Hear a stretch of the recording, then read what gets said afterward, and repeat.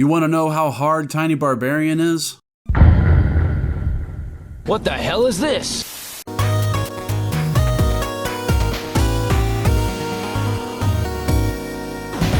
Starquail, I want you to know something before we start. I do this because I care. I like Tiny Barbarian a lot with its challenging boss fights, memorable set pieces, and amazing soundtrack. But it's also rife with dickish enemy placement and some design flaws. This video has been a long time coming. It's time for Tiny Barbarian DX.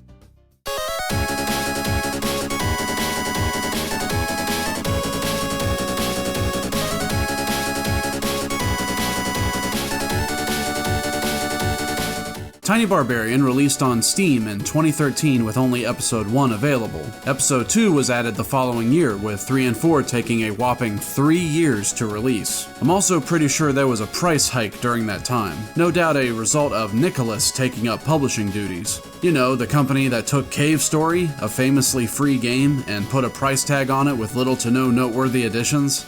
That company.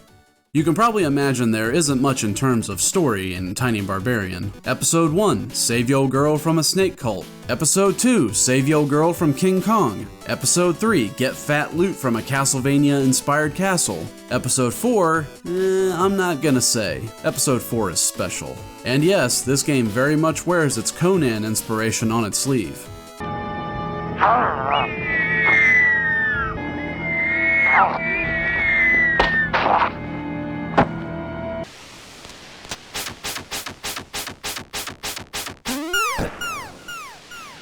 Tasty. Our boy TB might look fairly standard with his jumps and sword swings, but he does have a few tricks up his sleeve. Your 3-hit sword combo can end in a forward lunge, an uppercut, or Zero's Kuenzan straight out of Mega Man X4, depending on how you end the combo. You're never required to use these maneuvers, they're just a neat method for styling on enemies. You also get a sick elbow drop that does a lot of damage, along with ledge grabs that have an option to be used automatically.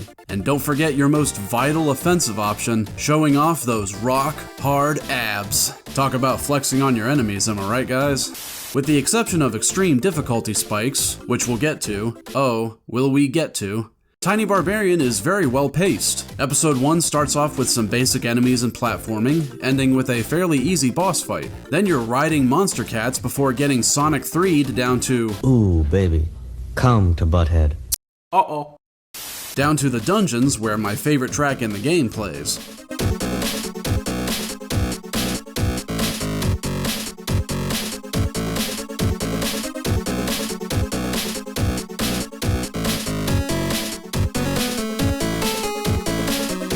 Then you face off against the bomb-tossing douchebag that sent you down here before moving on to the elevator. A really good set piece with a great track that syncs up with the ending.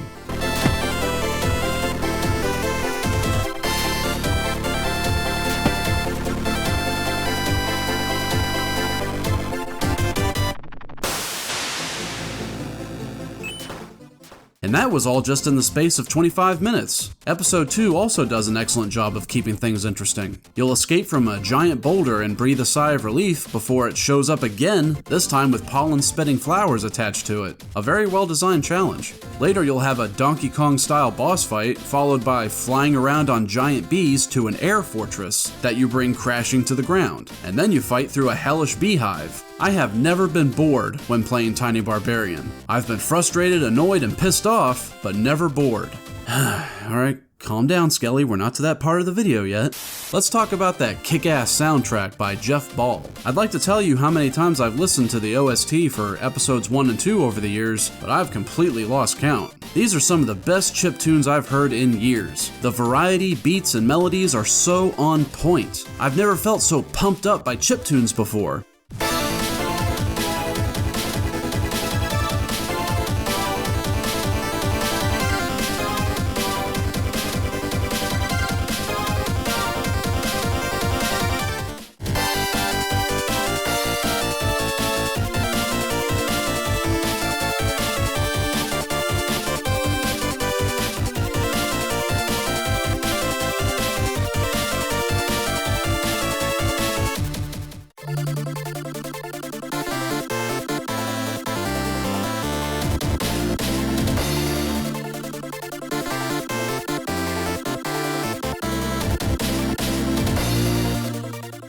And after one of the best musical experiences in a side-scrolling platformer I've ever had, the final boss of episode 2 comes along and just...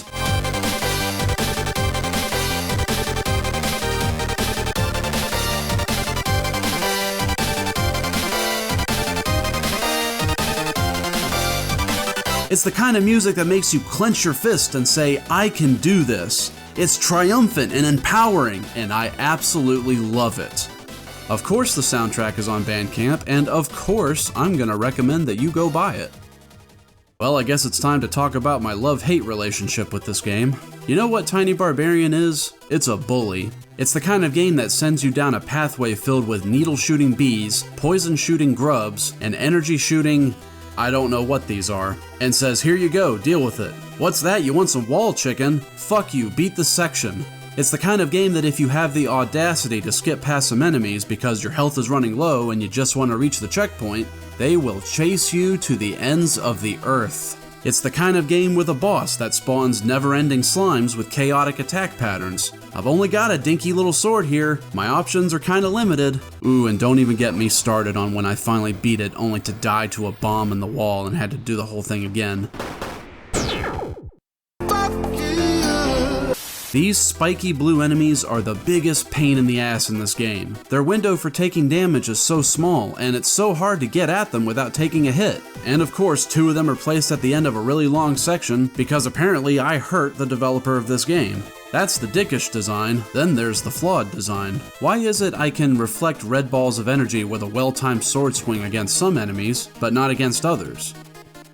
Why do the grubs in the hive go down with 1 sword swing, but the ones spawned by the boss take 2? Why can't I pan the camera up or down like in Sonic to get a better look? Like here, completely unfair hit from this snake all because I couldn't see what was down there. And I hate to say it, but because of how tiny you are and how short-ranged your sword is, it's often difficult to gauge if enemies are in range to hit or not. I had a big problem with this on bosses, especially the Queen Bee. Half the time I felt like I was taking unfair damage until I had done the fight enough times to be familiar with the hitboxes. But yes, despite everything I just said, let me show you guys something. That's right, Tiny Barbarian is still one of my favorite Steam games. When it's providing a healthy challenge, I have a blast with it, and I've been through the dickish stuff enough times to know how to handle it at this point. You know, I think that's how this game was designed. You're supposed to play it over and over, memorizing everything and showing off to your friends. Also, I've deliberately refrained from showing most of episode 4 here. Not because it was the episode that finally broke me, which it was. Sorry, I guess I'm just not tough enough to be part of the 1% of people that beat that episode. Seriously, something is wrong here. It's because episode 4 changes things up dramatically, and I won't dare spoil it for the people that want to fight their hardest to reach that point. It was such a refreshing change of pace after the hell I went through, and I do plan on going back to finish it one day. Tiny Barbarian, it's a special game to me, in more ways than you might think possible. It was almost the first game I reviewed on this channel. I almost named this channel after a song from the game. It was Bat Navigator. And believe it or not, I would not be good friends with some really cool folks today if it weren't for this game. So Starkwhale, while I may say fuck you in the heat of the moment, I also would like to say thank you. I sincerely hope your video game development aspirations don't end here.